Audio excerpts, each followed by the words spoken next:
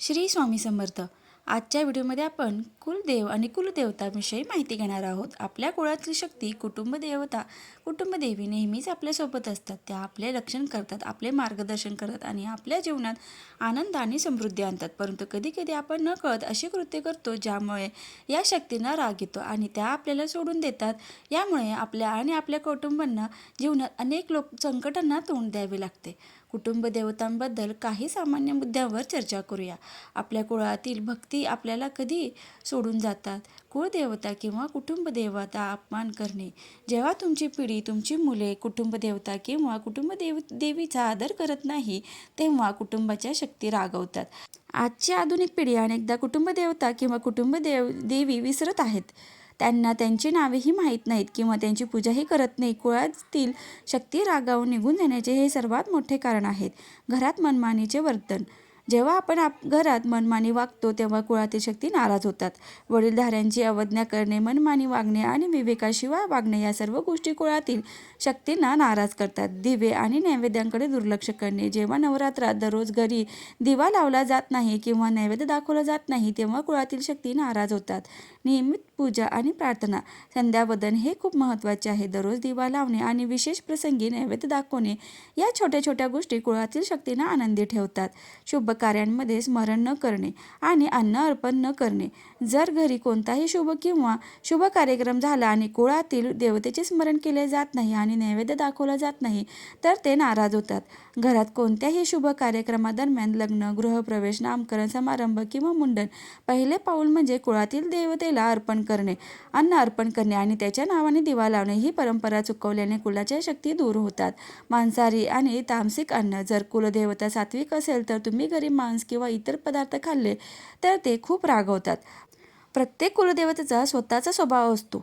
बहुतेक सात्विक असतात, तर सात्विक असतील तर घरी मांस खाल्ले तर ते खूप रागवतात आणि निघून जातात.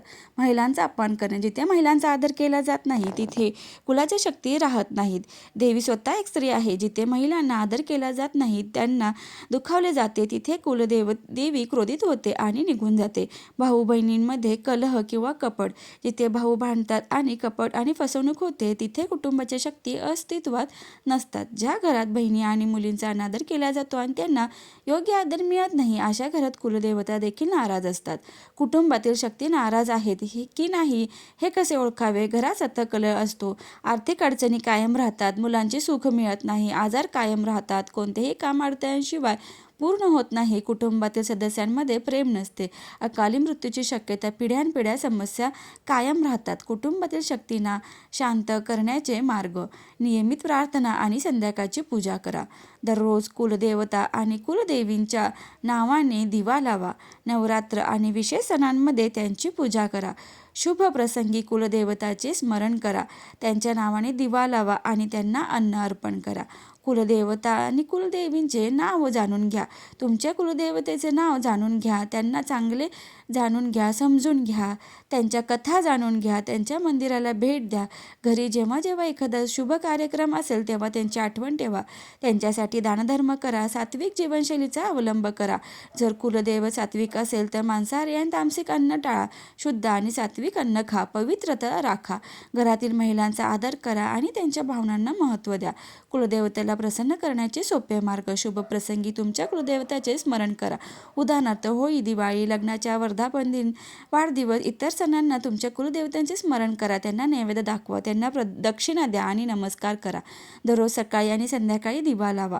नवरात्रीत उपवास करा आणि कुलदेवतेची पूजा करा. नवरात्रीत पवित्र आचरण ठेवा. नवरात्रीत देवीच्या नावाने रात्री जागरण करा. नवरात्रीत कुलदेवतांचे मंत्र जाप करा, स्तुती करा, पाठ करा, आरती करा. शुक्रवारी कुलदेवताला गोड नैवेद्य अर्पण करा. तुमच्या कुटुंबासह कुलदेवताच्या मंदिरात जा. कुलदेवताची कथा ऐका आणि सांगा. मुलांना तुमच्या कुलदेवतेबद्दल शिकवा. चैत्र नवरात्र सुरू आहे म्हणून तुमच्या कुलदेवताचा खास उत्सव साजरा करा आणि त्यांच्याकडून खास आशीर्वाद मिळवण्याचा हा एक खास प्रसंग आहे. माहिती आवडल्यास व्हिडिओला लाईक, शेअर आणि सबस्क्राईब करायला विसरू नका.